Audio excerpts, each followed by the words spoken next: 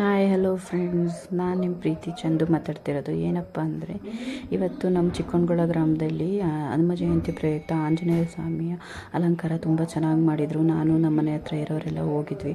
ತುಂಬ ಚೆನ್ನಾಗಿ ಅಲಂಕಾರ ಮಾಡಿ ಮತ್ತು ಅನ್ನದಾನನ ಇಟ್ಕೊಂಡಿದ್ರು. ಊರಿನ ಎಲ್ಲ ಗ್ರಾಮಸ್ಥರು ಬಂದು ಸೇರ್ಕೊಂಡಿದ್ರು. ತುಂಬ ಚೆನ್ನಾಗಿ ಅಲಂಕಾರ ಮಾಡಿರ್ತಾರೆ. ಮತ್ತು ಆಂಜನೇಯ ಸ್ವಾಮಿ ನೋಡೋಕ್ಕೆ ತುಂಬ ಚೆನ್ನಾಗಿರುತ್ತೆ. ಮತ್ತು ಇಲ್ಲಿ ಕಿರಣ ಅವರು ನಾಯಿ ಮರಿಗೆ ಯಾರೋ ದಾರ ಕಟ್ಟಿದ್ರು ಅಂತ ದಾರ ಬಿಚ್ತಾಯಿದ್ರು. ಪಾಪ ಯಾರ ಕಟ್ಟಾಕ್ಬಿಟ್ಟಿದ್ರು ನೋಡಿ. ಪ್ರತಿಯೊಬ್ಬರಿಗೂ ಅನ್ನದಾನ ಇರುತ್ತೆ. ಪಲಾವು, ಅನ್ನ ಸಾಂಬಾರು ಮತ್ತು ಸ್ವೀಟ್ ಅಂತ ಜಿಲೇಬಿ ಮಾಡಿಸಿರ್ತಾರೆ. ತುಂಬ ಚೆನ್ನಾಗಿ ಒಬ್ಬರಿಗೆ ಹಂಗೆ ಒಬ್ರಿಗೆ ಹಿಂಗೆ ಅಂತ ಮಾಡಲ್ಲ.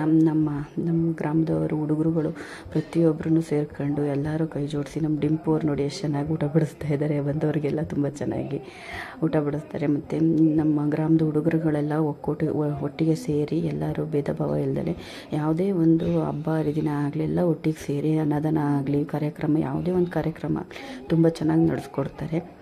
ನೀವು ಒಂದು ಸತಿ ನಮ್ಮೂರಿಗೆ ಭೇಟಿ ಮಾಡಿ ನೋಡಿ ನಮ್ಮೂರಲ್ಲಿ ಯಾವ ಥರ ಒಕ್ಕೂಟ ಇದೆ ಅಂತ. Thank you. Bye bye.